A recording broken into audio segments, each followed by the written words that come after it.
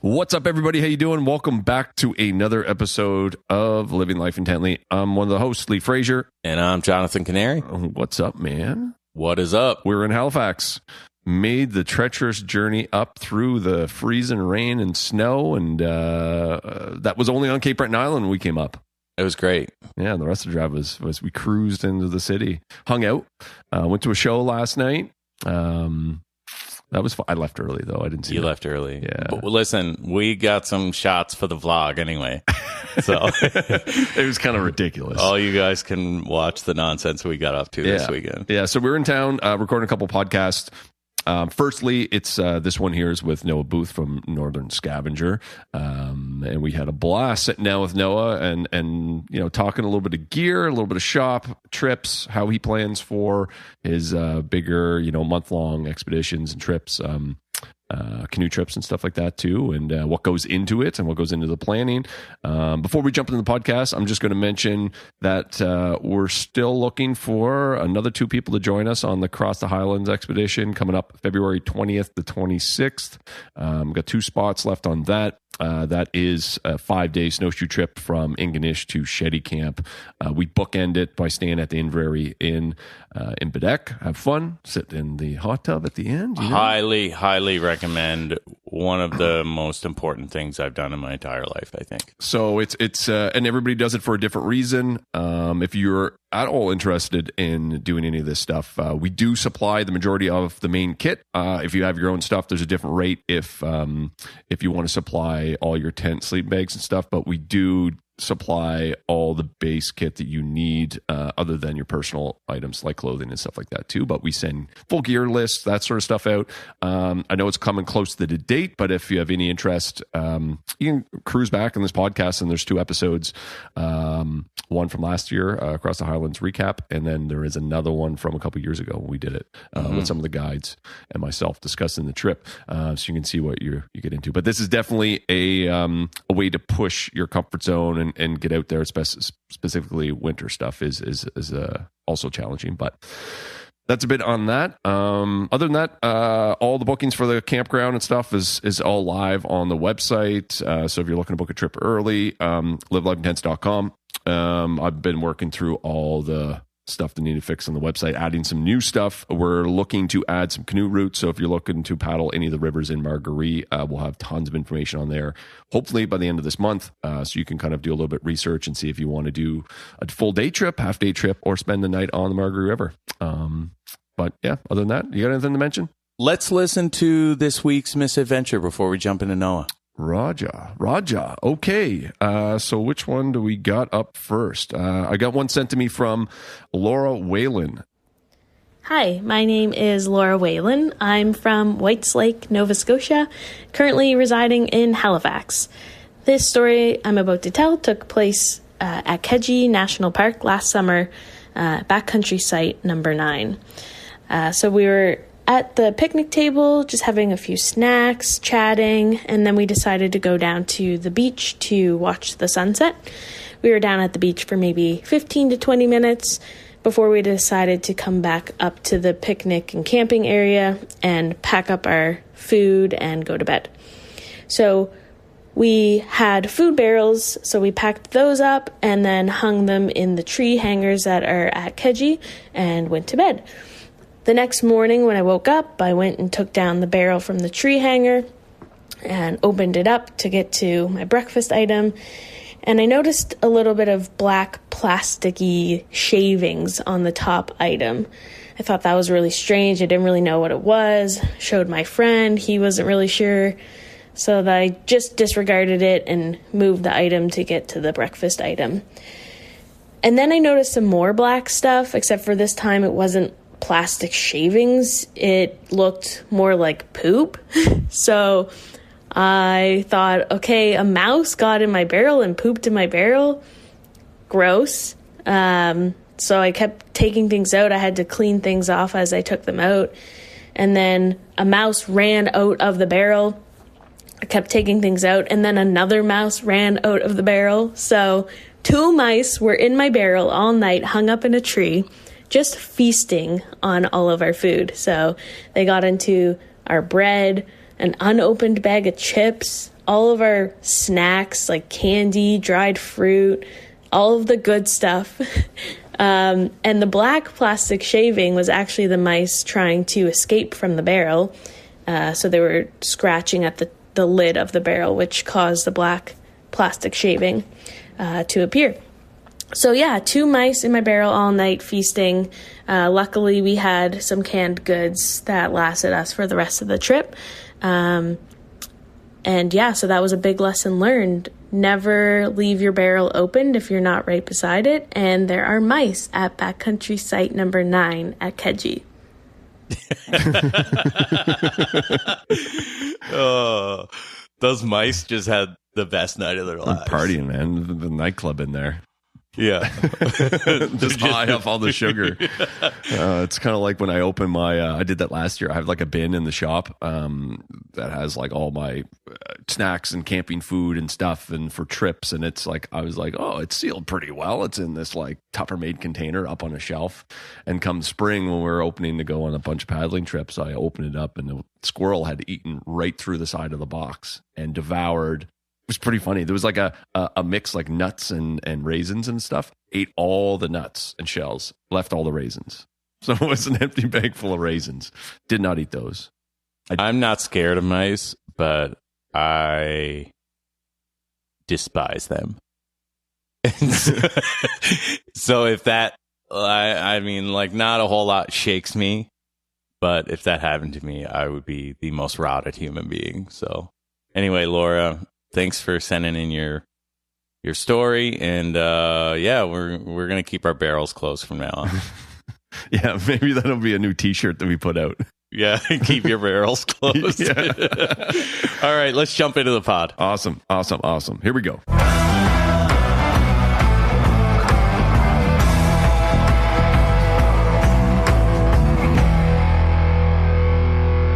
What's up, man? We're back. I'm hurting today. And you don't even drink. I know. I'm super tired. I'm not gonna lie, I'm too. I ate shit food. So we're in Halifax right now. And we went out to Gus's pub. I bailed early on the guys. I didn't do a Irish goodbye though. I actually said goodbye this time. That's right. Yeah. So that's maybe me growing up. Yeah, something like that. But you ended up at the Toothy Moose. We went to the Toothy Moose afterwards and had a little dance. Yeah. Our buddy Chris O'Neill was spinning there last night. So, and we ended up in some weird, some weird set of circumstances where they just let us in. So it was good. For anybody who's watching the vlog, we came up to Halifax with TikTok star Dougie Snakes. So it's been a laugh most of the time. Who are we sitting here with, Lee? Sitting here with Noah Booth. What's going on, Noah? What's going on, guys? How you doing? Doing great. Well, thanks for jumping in on this. It's been, I think I started messaging you last year around this time about doing one. Or maybe it was in the spring. I think it was in the spring because it was whitewater. And you're like, yeah, it's got to be midweek, weekends. I'm on a river. Yeah, it's true. But this has been coming a long time coming. We've been chatting about this for a while. Yeah. On top of other things. On top of hitting the river. Maybe. We'll see. I don't know. Yeah. So so why don't you introduce yourself? Just tell you who you are and we'll just jump into this podcast. Yeah. So my name is Noah Booth. My professional trade is I'm a geologist here in Nova Scotia. But my true passion and what really guides my lifestyle is my interest in adventure and more so documenting adventure through YouTube videos. I have a YouTube channel called Northern Scavenger, which is a collection of backcountry trips and adventures that I've been doing throughout the years. And every year we try to progress and make them a little more adventurous and a little more better editing and higher quality videos. Yeah, it's a long learning curve there, or what's the word I'm looking for? Steep learning curve. That's the one, video wise. Yeah. I think there's a lot of our listeners are familiar with your YouTube channel. I would say too. Yeah. Yeah. It's funny starting, and me and my buddy Alex started this in 2014, and our videos started with those old GoPros where there's no audio, and like we just film the 960s or 1080s, like the first generation ones, like the GoPro 2. Yeah. That's what I was using the other day. Yeah, so our videos were 5-minute videos with a Tragically Hip song over it. Sick. And over the years, they progressed into every year. It's fun learning. I don't have any background in videography. It's all been sort of just learning through YouTube videos and seeing what works, what doesn't work, what you want to improve on, and just doing the research and putting in the time. Yeah, I mean that's the biggest thing. It's like when I was back doing music years ago, that was sorry for that sniffle, but what, you're laughing at me now? No. Anyways, so the on the music side of things, like when YouTube came out and all these tutorials, like there was so many people spending time watching, and I had this mentor on one part of I joined this music program just to kind of streamline production. I was producing dance music, and he's like, listen man, just do it. Don't watch these videos, just go out and do all this shit. Same deal with video, right? You just do it and you learn it, and then you use YouTube to just answer questions that you have about how to do a certain edits, how to merge this together, how to color that clip, that sort of stuff, and then you just learn by doing. Same deal with anything outdoor and adventure, right? It's all about doing and troubleshooting, and I think that's the best method of doing it, the way you did it. It's a longer road, much longer road. It's a long road, but we get a lot of questions about like what's the best camera to use, what's the best microphone. Really, man, just whatever you can afford. When we started, we had we still don't make pretty much any money on Northern Scavenger, so I don't have the resources to invest in high quality gear. But at the end of the day, it's all about the story and the adventure, and we try to record that and document it as best we could. Yeah. But again, you're out there doing a lot of run and gun. You can't bring the gimbal and other large devices with you. I mean, I just started filming this vlog. I've been wanting to do one for a long time, and the whole idea behind doing it was kind of inspired by what you guys were doing and pulling from all these different videos. But over the years, I've been investing, like buying a $6,000 camera and lens and filters and all this shit, and it weighs, like if you're hiking with this thing, my lens weighs like 5 pounds, right? It's like all glass, but it's a big rig, and you got to lug that up mountains. And so when I did the vlog, I go, I'm just stripping it back, man. I'm just doing it run and gun, the easiest way. It's all about what is actually in the video, the content, the story. It's not about what fucking lens I'm using or what camera I'm using. I'm using the best gear. I have an iPhone. I think it's a 10. Most of the video shot on this. Anything on the river, next to the river, hiking, running, that sort of stuff, I shoot like this. That's it. Yeah. And then I have a GoPro 2 is what I was, but the battery died. It's all winter, right? So as soon as I take it out of the bag, the battery dies. But that's the majority of it. And then I have my big camera for when we're doing like static stuff. But yeah, it's all about the story within the footage. And these things, I was watching a video, buddy had, what's the new GoPro or iPhone that's out? 13 Pro Max. Yeah. So this videographer guy he got rid of his big handheld camera because that's waterproof. You get a 120 gigabyte hard drive on that. He bought one for his camera, one for his personal phone, one only for a camera, and that's what he films most of his stuff on. And I put this in I was doing a bunch of whitewater stuff down with Matt at Candlebox, doing some training down there, and I had this in the PFD. I was upside down in the water, pull it out, start filming, whatever. It's like, rather than lugging camera gear and Pelican cases and lenses and that sort of stuff. So, but it's a learning curve, man. Yeah, it's crazy the quality of these iPhones now. It's incredible. So what kind of rig are you using right now? So actually, I just invested in a whole new kit. So I've been running with a Canon 80D DSLR since 2015, and it actually just came last week. I upgraded to mirrorless, a Sony Alpha A3, and this is something I've been humming and hawing about for a while because it's the transition. It's not cheap to do, and I've been looking at all these YouTube videos and talking to people, mirrorless versus DSLR, and at the end of the day, I feel like we're going to a mirrorless world, and the quality is a bit better. And now I'm at a point where these small differences, the size is the same. It's just that investment, and I went with it. So now I haven't actually even filmed with it yet, but it's a Sony Alpha. So you're switching all over. You're switching gear. So that means new batteries, new lenses. Well, you can get an adapter for your Canon lenses to go on. But did the Canon camera, did it come with a built-in lens, or is it like removable lenses? No, removable. So, Okay, yeah. so I did get a full new kit. So now I have 2 kits, and it gives me a little bit of wiggle room if I were to drop one in the river. Yeah, there you go. Yeah. Now you can do all the risky stuff. We both shoot on an A7 III. A7S3 is what I got. Yeah, I'm at A7 III.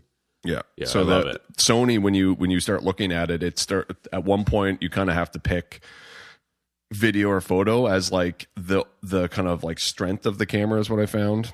And then so I went with the A7S3, which because I wanted 4K at 120 frames. So I bought that last year off of a guy in Toronto called Chris Howe. He just runs a big YouTube channel. He was down doing some photography for tourism and ran into him. And I said, well, I'm interested in buying one. And he goes, well, I got like 2 that I don't use. Do you want one? It's used. I was like, okay. So I bought it for, I don't know, $1,000 off retail. But then again, it's big and it weighs. Yeah. But anyway, it is what it is. So I've taken that on up and down mountains, over seawall, all that stuff. But then you're lugging 20 pounds of film gear. I have a really great website for lenses for you. Okay, you're going to have to tell me about that. Yeah. Yeah, I don't want to plug them on here because we're not getting paid for that. But it's KEH.com. It's like a U.S. website, so you have to pay the tariff when it comes over the border. But they've got all kinds of graded lenses on there. They're all used, but they're all professionally graded. And I mean, I got a bunch of lenses for. They all came in basically mint condition, and for like a third of the price of buying it brand new. I wish we had this conversation a week ago. So, you guys, when did you guys start your YouTube channel? So I started it in Ontario with my buddy Alex. And you're from Ontario, I'm right? from Ontario originally, yeah. Moved out here in 2016. We started Northern Scavenger in Ontario 2015. And really, it sort of happened organically. We were both interested in filming. We both loved the backcountry, and there's just a natural progression of starting filming these trips. And then Northern Scavenger was just a library for us to keep all these videos documented. Mm-hmm. And originally the idea was to help promote the Ontario canoe culture. Yeah. And when I moved out here, I was sort of bummed about that because I didn't know much about Nova Scotia canoeing. Because if you Google it, the only thing that comes up really is Keji. Yeah. Which is a great place, but it's small compared to what I was used to in Ontario. But what I was Googling and then what I was looking at a map were totally different. Because as you guys know, Nova Scotia is full of these wilderness areas that have lakes and rivers that don't have much information on. So that sort of started my Nova Scotia backcountry journey. Yeah. I mean, there's tons of it. That's what I'm doing now. I'm sticking just to Cape Breton. And I'm only in the Highlands, and I've been doing it for 2 years, just trying to figure out all the different routes, specifically paddling. And then I talked to you about a place over on the other side of the island. And then I talked to a friend of mine, Gord, I was out skiing with the other day, and he's telling me about another river. I didn't even know about this river. I didn't even know the name of it. And so that's pinned on the map. So that's on my list for the spring. Nothing crazy, not like Whitewater, but it's just a pretty cool route and meandering river. And you look at the map, you're like, how the hell did I never find this? You're zooming in, I'm like, dude, this would be like a 2 or 3 day trip. It's great. But yeah, I agree. There's not much information here, and I don't really know the culture as far as the canoe culture, and I'm new to that scene because there wasn't much in Cape Breton when I grew up. I spent my culture was backcountry hiking. I grew up in the woods doing that stuff, so I knew of that side of things. But as far as canoeing, yeah, I don't know where to start here in Nova Scotia. Well, yeah, we were chatting offline earlier about potentially hooking up for a Cape Breton trip this spring. Yeah, I've not paddled any water in Cape Breton, and I'd love to. Yeah. Oh shit! I thought you guys did the Southwest, or maybe it was somebody else they sent that information to. Oh yeah, it was Denis and AJ and those guys. Yeah, they did it. Okay, yeah.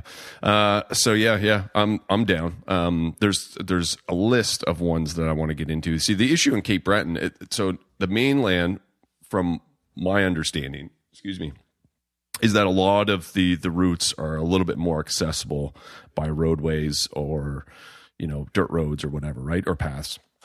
Whereas the majority of the stuff in Cape Breton, specifically in the Highlands, which is where my focus area is at right now, trying to map all the rivers that come off the Highlands, and because there's not any information on them. Some of the topo maps have they'll have like you're listening for rapids or waterfalls and stuff, and those are not that accurate because I've been into places where it says it on the topo map and that the river's changed, so it's all different. So and there's not many people that I've talked to that have done any of this stuff. And like the Marguerite, when I first started looking at doing the entire river for trips, I think it was like 1985 is when they put in the sanctuary up there, and so you couldn't fish up there. So you're talking, what's that, 30 years ago? Close to 30 years ago, the people have not been able to go fish up there. So that's all. Nobody goes up there anymore. So all those old guys that used to guide up there and fish up there are pretty much all dead, like or getting up there. So all that information about all those pools, like there was a cabin up at Rocky Brook that DNR had torn down or burnt, but it was up there for all the guides and stuff. So it was right at the when you look at Rocky Brook, feeds into the Marguerite, the northeastern flat, just between there and the river, there was a log cabin in there that all the guides used to use as like a home base. So you used to hike over the mountain down, camp there with all your clients or whatever, and then hike from there up and down the river to all these big pools and go fish. It's pretty interesting, but none of that information was ever logged. It's like it's all verbal. And it's not super accessible up there either. Like no, and then the issue is if you can get in there with a canoe, good luck getting it to the fucking river. Yeah, and then the other issue is like the water levels.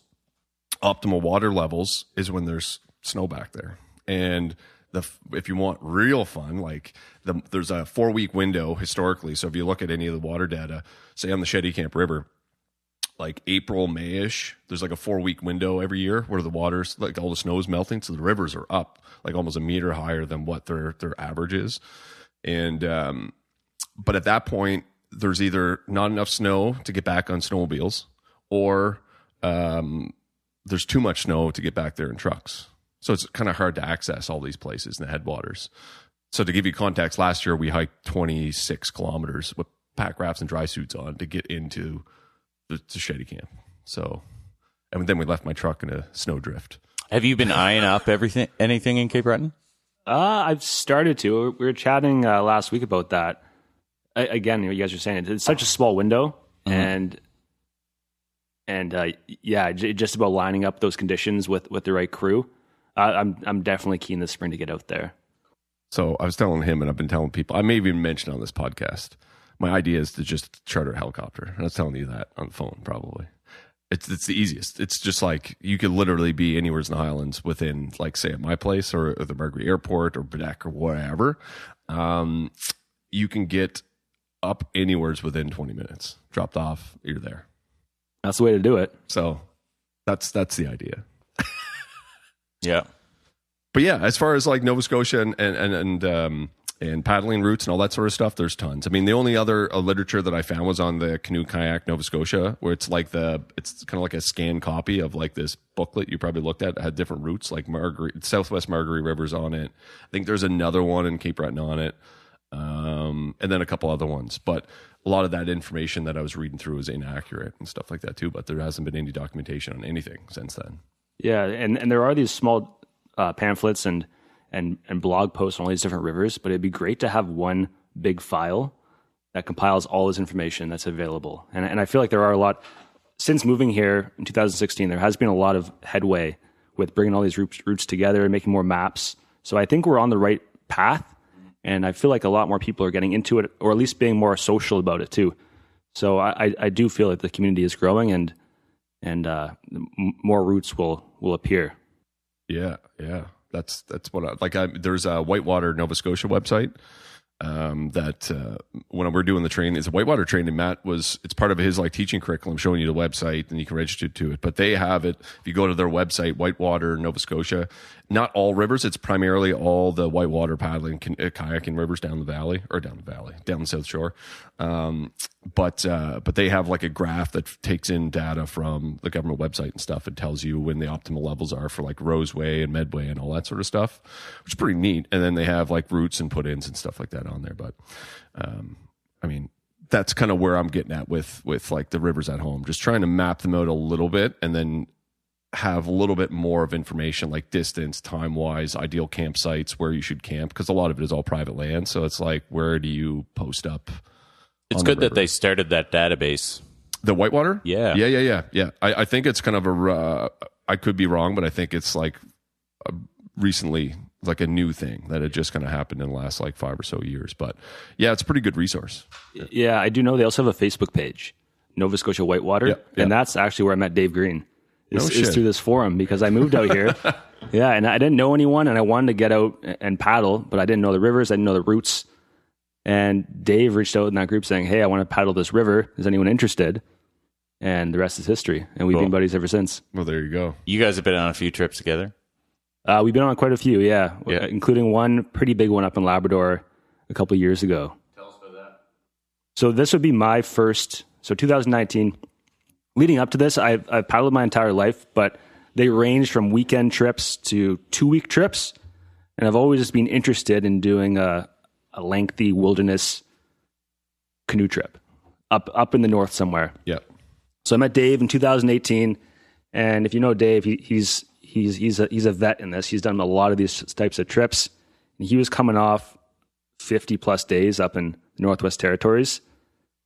So we were chatting about that, and he was still keen, and I was keen. So I pitched this idea of doing a month-long trip up in Labrador, crossing it west to east, and the route was a little fucked. Like, it doesn't necessarily follow a river. It follows a river, and you have to go over a height of land and up another river.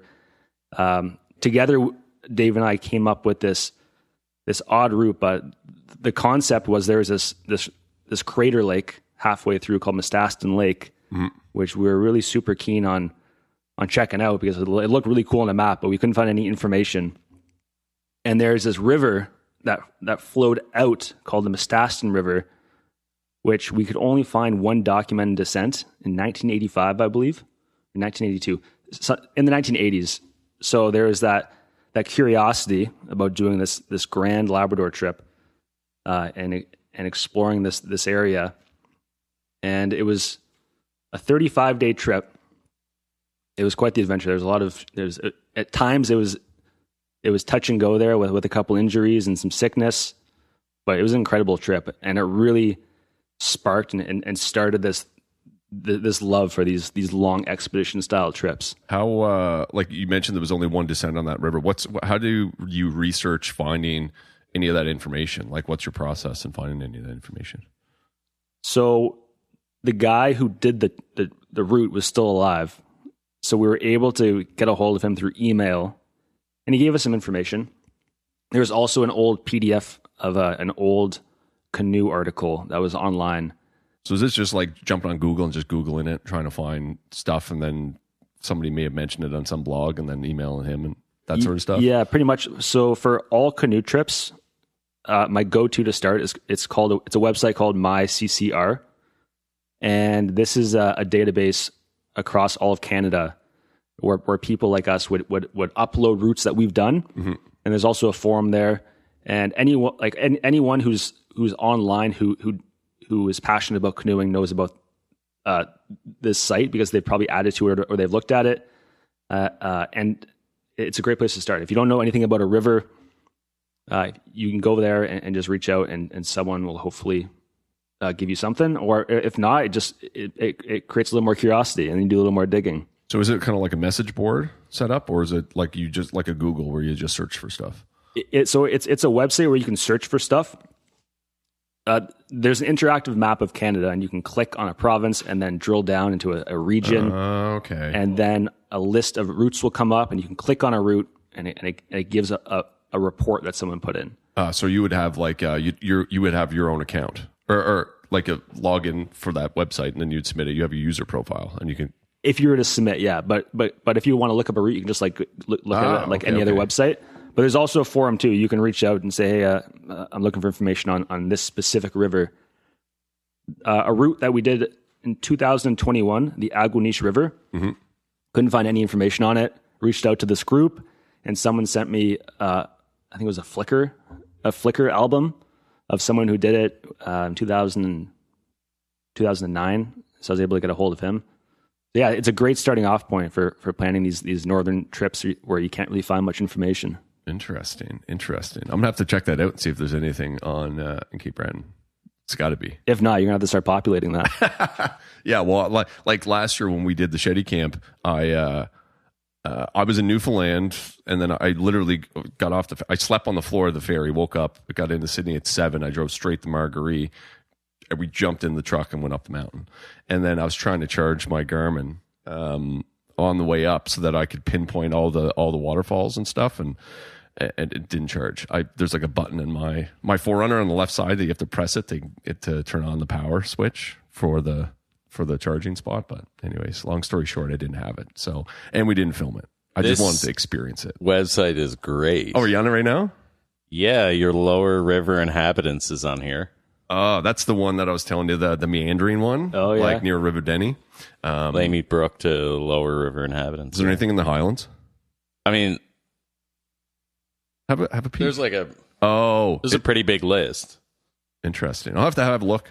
Yeah. Yeah. Cool. Indian Brook's here. Is it the lower bit? Does it show a map? I'm just not clicking on anything. I'm just going through a list. But. So yeah. Okay. Interesting. Yeah. This cool. I'll be Super on this. cool. I'll be on this right afterwards. So what goes when you're planning any of these big trips? Right, you've been on a few so far. That one with Dave was your first big one, right? My first month-long trip, yeah. And how many of them have you done since? That was 2019, and did one in 2021, and then 2022. So pretty much every year. Nice. Since. And how do you go about preparing for it? So I start with a region or an area that I'm interested in. Yep. And then I start looking at a map. What rivers make sense? Like what are features I want to check out? I start with a map, and then I drill down on an interactive map. It's called Cal Topo. Mm-hmm. You guys know this one? Yeah. Oh, it's awesome. Yeah, that's what I use. Yeah. I've used that on all my trips, even weekend trips around Nova Scotia. Yeah. It's great. And from there, I create a route on the map, and then on that website, it'll show you the elevation change, the distance, and then you work backwards. You're like, okay, it's this distance. How long is that going to take me? What are the variables? Like, are there any big portages? Are there any waterfalls?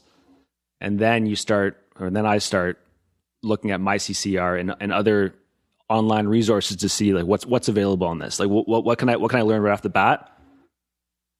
And and the rest is then it's finding a group that's down to do it and take the time off work and make it happen. And that might be one of the more crucial parts, right? Is finding a team, like, because it's not like every person can do it. I mean, some people might think they want to do it, and then you get there and it's. Have you ever had that happen? Has somebody bailed mid-trip?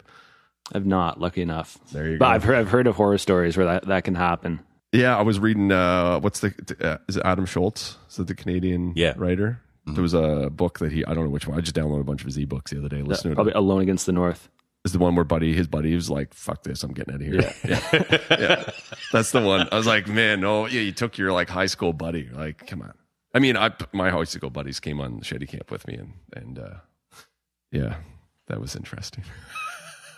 but yeah, interesting. But yeah, that'd be your most crucial part, getting a team together. How do you go about finding guys for the team? More like referrals? Yeah. So again, most of the things I do is just based on what other people have done in the past. One person I get a lot of advice from is Dave Green, of course. And then there's a lady, Eva, who did that trip with Dave in the Northwest Territories in 2018. Yep. And I swear, I think she does a trip every year, a 4 to 6 week trip up in the north. And so she is the OG of northern canoe trips. And I heard that her screening process for finding people to go with the trip, it's almost like submitting for a job application. They need to have so much experience. They need to have like whitewater experience. I think they need to have at least one 30-day trip in the north, and the list goes on, and it really screens out a lot of people. Yeah, because I think she's had situations, but in the past where it hasn't worked out because of the partner, and that's she's probably just been like lessons learned, like what works and what doesn't work. So knowing she puts that much effort in, it's I would say I definitely have been really lucky with my group so far, because sometimes most times it's just my buddies that I go on trips with. Yeah, but they've all been they're all animals out there, and we've always got the job done. But yeah, I would hate to be in a situation where someone just quits. Yeah, and the added bonus of having your buddies is you can push them, and it's like having somebody that's a very an unknown that was applied for it, that just joined, that you never did anything with before, and bringing them on a big trip. You wouldn't really know how far to push them. Like Canary, right? If he goes silent, there's something wrong. So it's like the canary in the coal mine, basically, right? So when he's like, silent, not saying anything and not singing, I'm like, okay, well, he's hurting. So because last year on the winter trip, there was like a point, I think the last night, that was like there was some tensions that night. I was like just majorly dehydrated, and I had fallen in a brook trying to get water.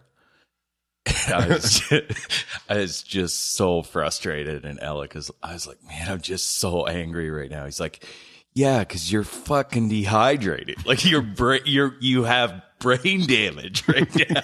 Like, drink some water, dude, and chill out. Like, but it's just one of those things. Is like, I have been that guy where I was like, all right, I can do this.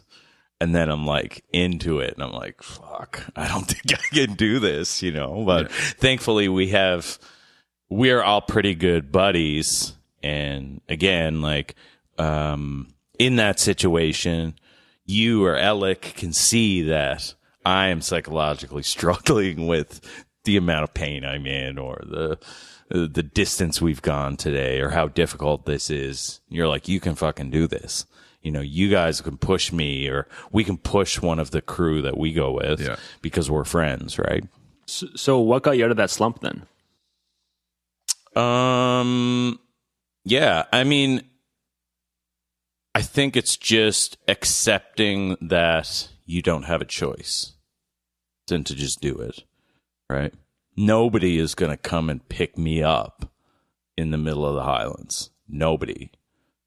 There's nobody to call. So it's not like it's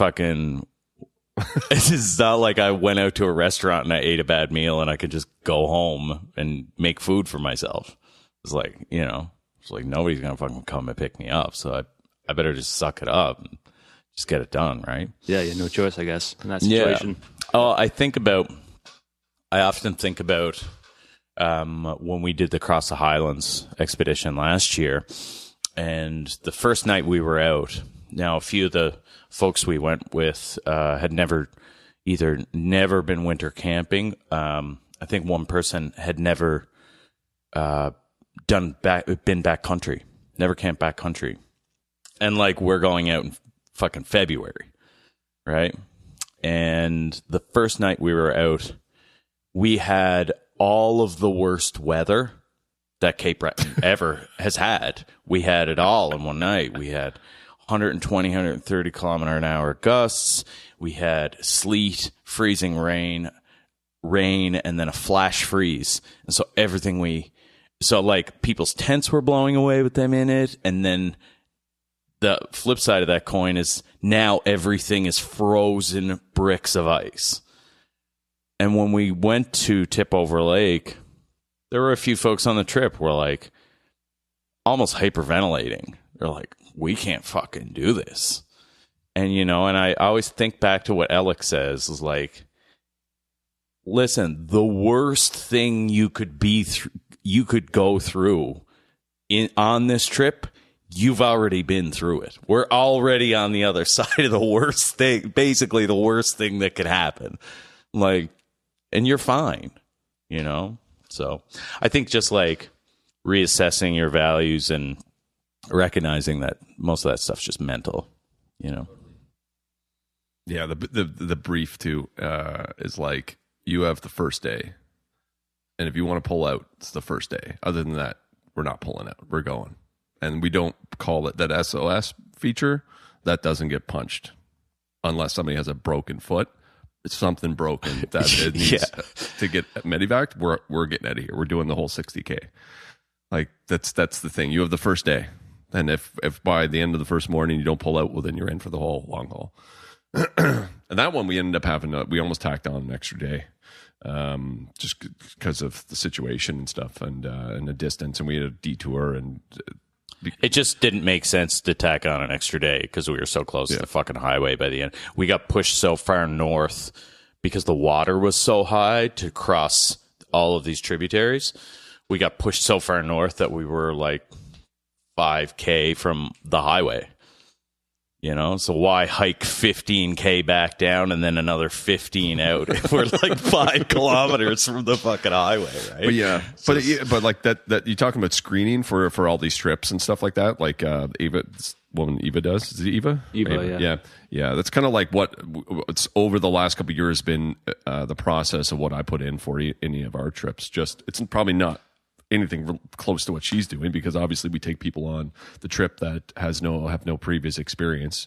But like there is a screening process. It's like an application to go on the trip, like anything that's a multi-day seawall paddling trips. I think being out for 5 days is not nearly the as risky as taking somebody out for 30 days. Yeah, it's true. And going back to that point, people, including me, romanticize about the idea of going into the wilderness and for weeks on end, and for sure, it's romantic. And sometimes you're out there and it's like, fuck, this isn't romantic at all. I'm getting destroyed by bugs. I'm soaking wet. We've been portaging for days, but that's why you really got to change your perception. And for me now, that's part of the adventure, and that's what I love. I love getting into it. But if you don't make that switch, like what happened with you, people will just be like, fuck, this is, I want out. So speaking on that, how do you prepare, or do you prepare mentally for going into like a long trip? I would say a long trip is just a continuation of small trips. Like it's the same way you pack the exact same way as you would for a 4-day trip as you would a 30-day trip with just more food.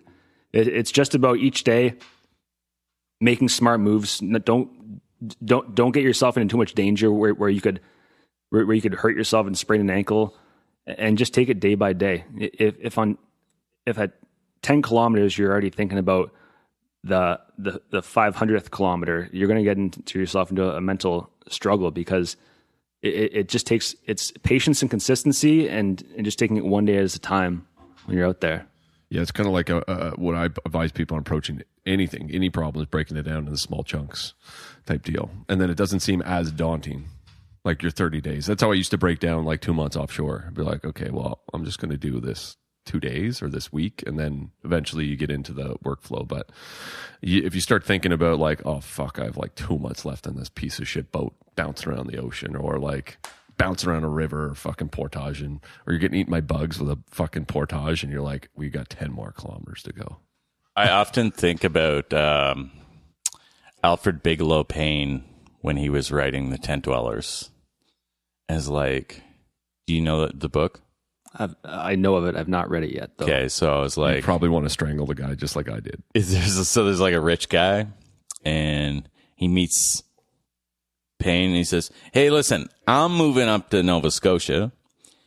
Why don't you come up and we'll go on a fishing trip? And he says, yeah, I think that'd be great. He's like, yeah, I'm going to go up a couple months ahead of time and get things situated, and I'll send you some lists, and you can buy some stuff and ship it up to me, basically. And so like over the period of a few months over the winter, he's getting these letters, and he buys his stuff, and he sends it up and whatever. By the time he gets there, he's heads up to Keji, and he finds a cabin, and he gets in the cabin with the guy, and it's like floor to ceiling outdoors gear. It's like, what the fuck? Like, where are we going? They pack up the route, they pack up their gear, and they go out for 6 weeks. It's like, hey man, why don't you come on a fishing trip with me? Yeah, okay. It's like, see you 6 weeks from now. You know what I mean? 1920 or 1930. Sounds like something I would do.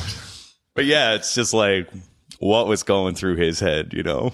It's like, yeah. Yeah. So, well, go for it. Yeah. So yeah, like we take it day by day. You want to take it day by day, but then also on these trips or anything you're doing, there are milestones. It's never always the same. I like doing trips where there's diversity. There's you're going down a river, then you're doing a big lake system, or going up a river, and it is interesting the comfort you get just knowing you're close to the end of that specific section, and that's what I like working towards, because it's for the psychological part of it. If you're really struggling, and once you get to the end of a specific spot, like let's say you're getting to the end of, like, just to camp at the end of the day, how comfortable you feel just knowing you got through the day, you're at camp, and that's done. And yeah, the day by day, the milestone by milestone, you pick apart a route, and yeah, that's how we do it. So what's a key piece of kit that you take with you for the evenings? Like, what's your? So I'll give you an example. At the end of the day, I have hot chocolate and a weed gummy. That's my tradition. Anything backcountry. So do you have a tradition like that? Like, when you're cooking dinner at the end of the day, is it like, do you write in a journal? Do you have a coffee? Do you have a shot of whiskey? Definitely the whiskey. Scream into the abyss. What the fuck am I doing? No, well, one of my luxury items is I love fishing, and I've recently gotten into fly fishing. Yeah. And one of the coolest things is when you do these trips, you are in the middle of fucking nowhere. And the fishing is some of these fish have never seen a lure. Yeah. And what really got me into canoeing right off the bat was using it as a way to get to better fishing spots. So bringing a rod and being able to cast a camp at the end of the night is like one of my favorite things to do. Yeah, that's been something that I've been doing this year. I used to, the way I look at, so it's kind of like the way, this whole idea about the river systems in Cape Breton Highlands and stuff, like looking at what people aren't doing, right? So I'm like, everybody just does the bottom half of the river, fishes this section, or they don't ever hike into these areas or paddle these sections. I'm like, why? What's the issue? Like, is it that it's not, is it too crazy? Is it too low? Is it what? But that's kind of my approach. So when it came to fishing, like I was up in the Highland, I went up a bunch this fall, and I take the pack raft with me at the end of it. Because most people, when they go up the Highlands fishing trout, you go to the lake, you go Shady Camp, Flowage, McMillan, all these different areas, right? But there's all these tributaries that branch all these lakes together with all these pools. And I would just go in there, and nobody ever hikes in there because it's all alders. But if you go in by little pack raft and you skim over all this stuff, I'd just go in there all day. And it'd be like the fly would even touch the water, and it'd be like a 2-pound trout just jumping out to bite it. It's crazy. I shouldn't say that too loud on here because now people are going to go to all my spots. But like, you go to the lake, you go to Shady Camp Lake, and there might be, you see all these trucks leaving. They're like, there's nothing there. And you go cast a fly because everybody goes there with their boats, launches their boats.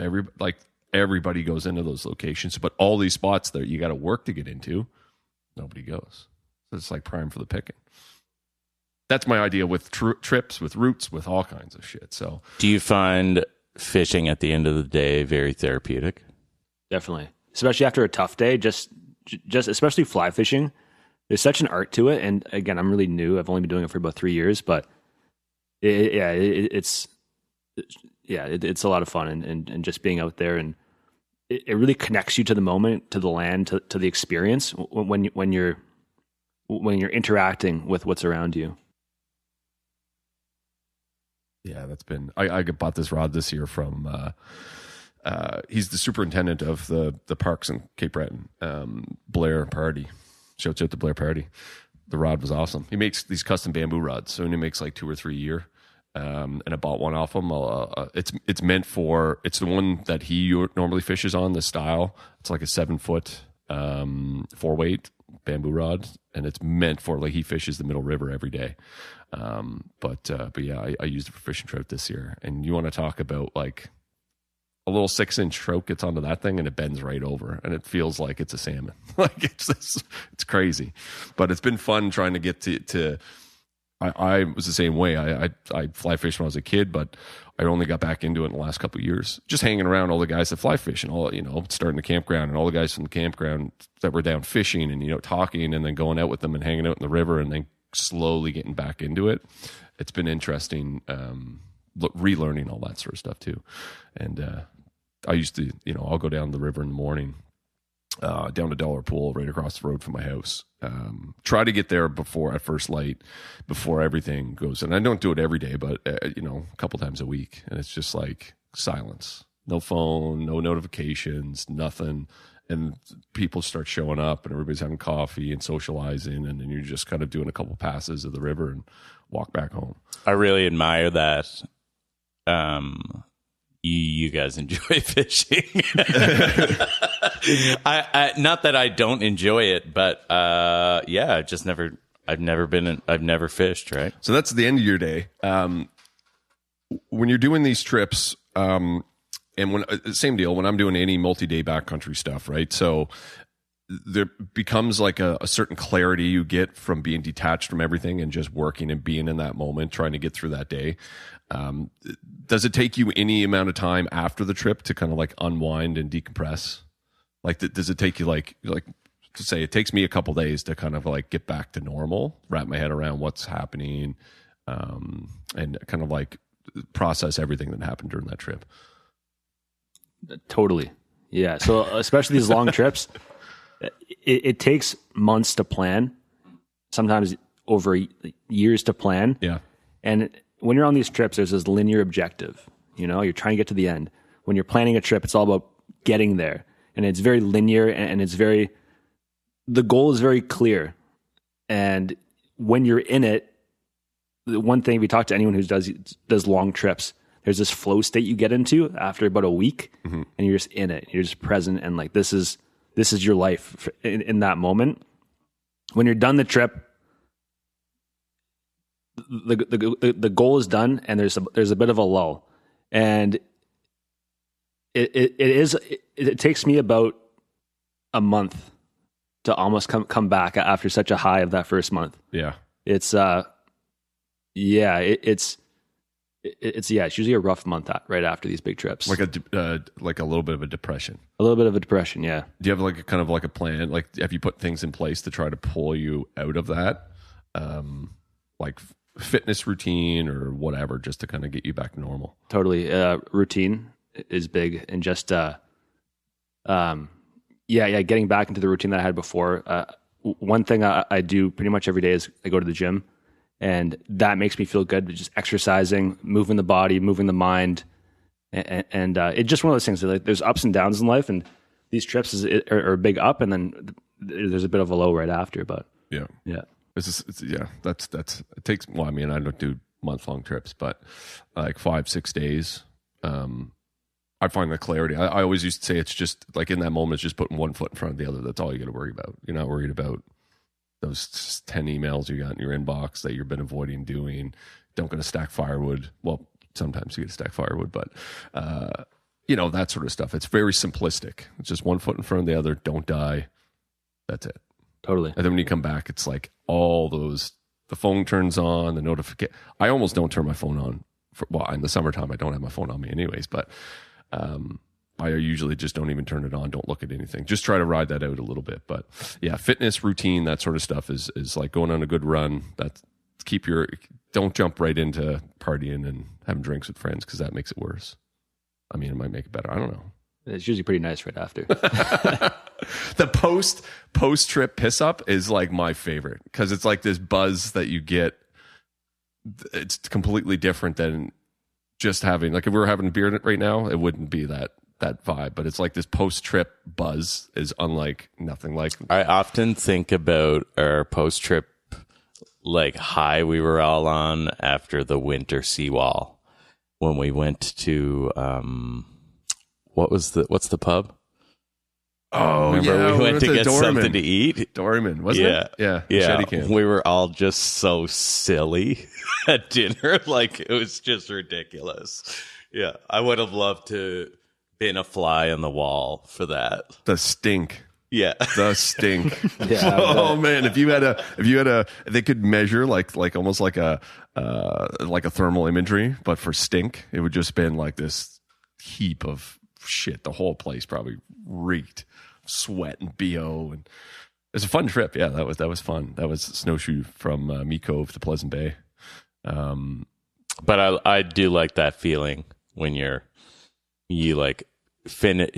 sit in completion and you're so satisfied with yourself and the universe, you know? Yeah, it's and you might have like a beer that you've been thinking about for the last week or 2 weeks, or like a hamburger, or like just to get those cravings done.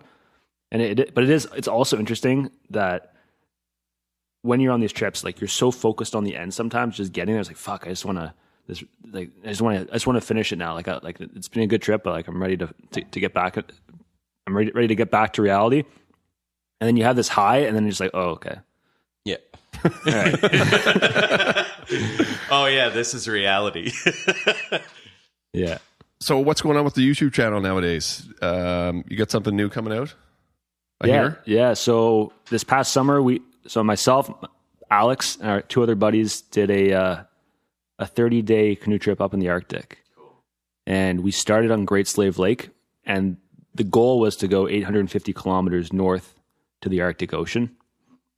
We had some bumps along the way. I don't want to give away too much information, but we might not have got to the end. Okay. Tune in to find out. Tune in. But it was an incredible month. The Barren Lands is spectacular. Yeah. I've wanted to go up there for so long, and before going up there, I had some thoughts of what it would be like, but it's totally different. Interesting. How so? It's you think barren land, you're like, okay, well, there's nothing here, but there's so much life that's just really really small, like in the shrubs, and then the amount of wildlife up there is incredible. Like, what was some of the stuff that you guys saw?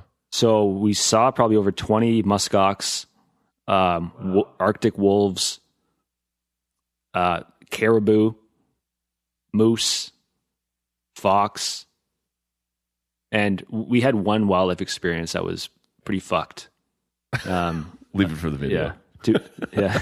Well, you can tell us off. I'll tell you guys after, but it was pretty Okay.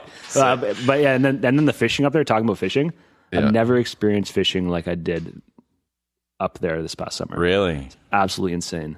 Crazy. Yeah, the lake trout fishing and the Arctic grayling fishing. It was just incredible. Like What made that so unique? just the quantity and quality of the fish. Cool. Lake trout are typically they're really deep. Yeah. In the provinces and a little more south, but the water's so cold up there that they hunt and they live in the upper 10 feet. So you don't have to do downriggers or drop your lure really deep. You can catch lake trout, 10-pound lake trout on the fly, on dry flies. Jesus. And you can catch some up there. I don't know if the record's been caught on Great Slave Lake. It might have been, but you can catch 60, 70-pound lake trout. What? Yeah, it's insane. And they're over 100 years old too. That is nuts. It's insane. And the water's so cold, so then the meat is just for whatever it was, the meat, the flesh on these lake trout were salmon red. Wow. And you could eat fish every night. It's like that. I mean, the trout aren't that big in the Highlands, but it's like that up in the Highlands in a lot of places. It's like a pink, or like bright orange, almost like pinkish orange color. All the like trout in all the waterways in the Highlands. Yeah, it's a lot like that. Similar, I think. Yeah. And the color makes it. I don't know if it's just like the visuals make it taste better, but whatever it does, like that red meat is delicious. My dad swears that those trout taste so much better, and it's pretty much in their diet. It's what they're eating, bugs and that sort of stuff up there.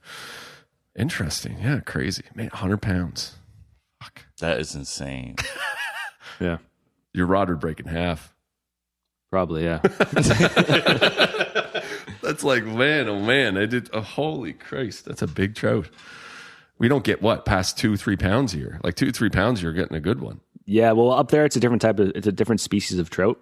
Yeah. The lake trout, they're different than the brook trout that we have. Yeah, and they do get bigger, but still, like actually, we might have some lake trout in some of our deeper lakes here.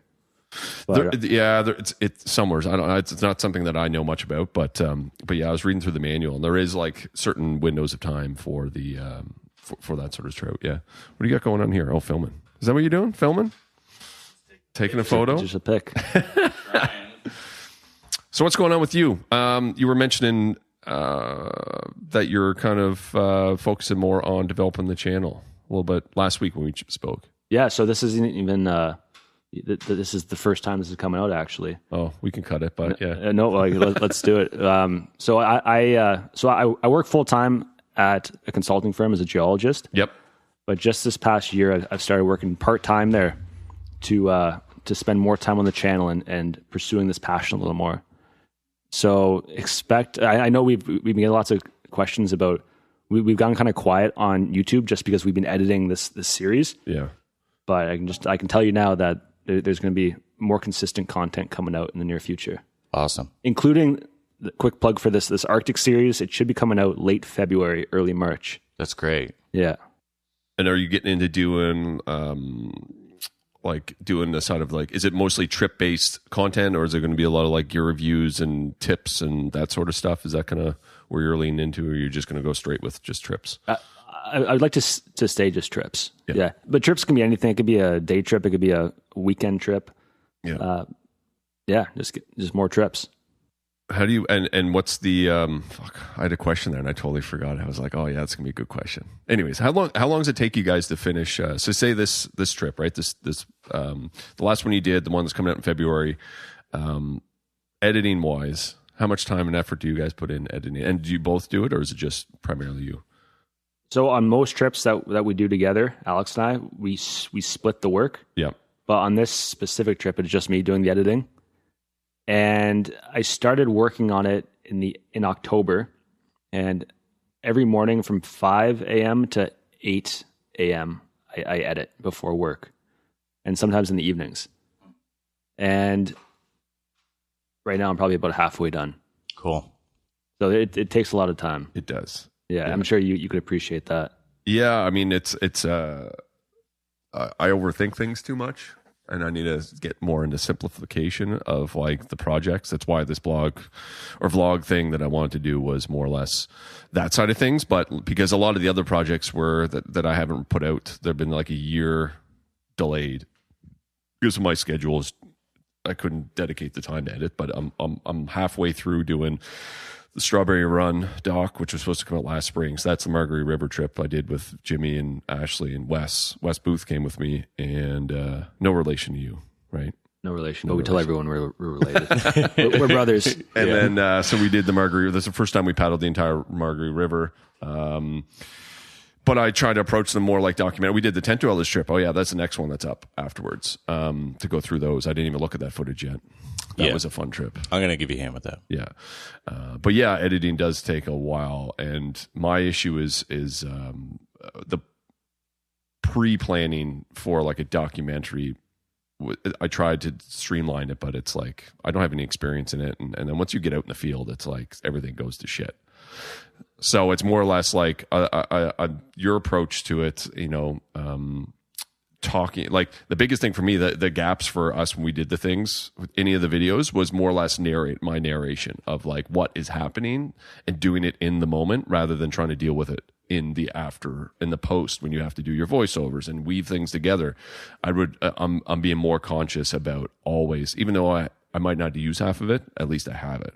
And I can re-record what I did. Like we're doing a vlog about this trip to Halifax. I'm just like, yeah, we're in Halifax doing this, and this, bunch of B-roll. And then, because if not, then you don't have it. And then you got to try to figure out how the fuck do I weave this shot to this shot to this shot and tell the story and that sort of stuff. But yeah, and you don't know that until you're in the editing booth being like, fuck, we missed this crucial part of the trip. and that's why it's, sometimes you got to get the camera out in the worst situations because you need to get that storyline too for the folks watching the video. Mm-hmm. And sometimes it's the worst. So the last thing you want to do is grab the camera, like when you're feeling like shit on that hike. Do you guys film that trip or no? No, that was just we're just doing client work there. We're working on the seawall, a version of seawall, like doing part of seawall, but we're changing the route, doing a different route in March. So it'd be March 10th. I messaged Dave about this because we were talking the other day, and I just said, oh, by the way, we're putting a trip together with some friends and filming it the 10th to the, I think I mentioned this to you too, 10th to like the 16th or 17th. I think I'm just going to leave it open-ended. And that one I'm going to film. But that one is more or less going to be like bring your camera or your phone. and record like check-ins in the morning, during the day, and then a bunch of us will have GoPros, and I'm just going to try to streamline the entire process. Like probably not bring my big camera with me. I'll probably just film off a phone and GoPro shit and try to do it lightweight and see. But yeah, I know specifically the Tent Dwellers run. When we left and we went down the Shelburne River, when we were basically walking the canoes, roping the canoes down through that shallow area for like 4K, we didn't film any of that. See, those are the shots that you don't want to bring a camera out, but those are the ones that really, that's the spice of the video right there. Yeah, because it's like that was the challenge of that day. So we were like, it was like day 2 or 3 or something, and we were going down the Shelburne, and we went through the first couple lakes, and then there was a 4K section before Indian Falls. And when we were running Indian Falls, I was just like, I'm thinking. It says there's a falls here. Falls. I'm thinking like it's going to be a big waterfall. It's like a 10-foot drop or something, right? And so I'm like, Alec, pay attention to where we're at. I don't know where we're at. And we're like, we're coming up on it, looking at the watch, and then we run this set of rapids, and we're like, it must be around here somewhere. And he goes, I think we just went over it. That was it. I was like, well, I guess the falls down here mean something different than Cape Breton. Yeah. So, and then, but that was a fun part that we didn't have. But it's all learning, man. It's all in fun and whatever. But I think now it's like with the technology that is at our fingertips, like you could do, it really depends on the application and what your end result is going to be. But like most of the stuff, I'm probably going to end up using my phone and GoPro 11 that I just ordered. So, and that's pretty much, so it's lightweight, they pack in a little bag, couple extra batteries. Yeah, and also even I don't know how many trips I've filmed, but I always forget something. And I learned that when I'm editing. So I have this logbook beside me when I'm editing, and I always do a lessons learned after a trip, and write down things that I should have done, which I try to remember to use for the next one. Yeah, and then that's helped me try to fill those gaps. Yeah. Oh yeah, I've got a few of those. So, Noah, where can our listeners find you if they don't know about you already? So, the best place to find us is on Northern Scavenger on YouTube. Northern Scavenger is spelled how you'd think it is. We also have Instagram, which we're not as active on, but I would say definitely check out some of our longer trips on YouTube, Northern Scavenger. Awesome. There we are. All right. Well, thanks for coming down. Thanks for having me, guys. Boom. See you next week.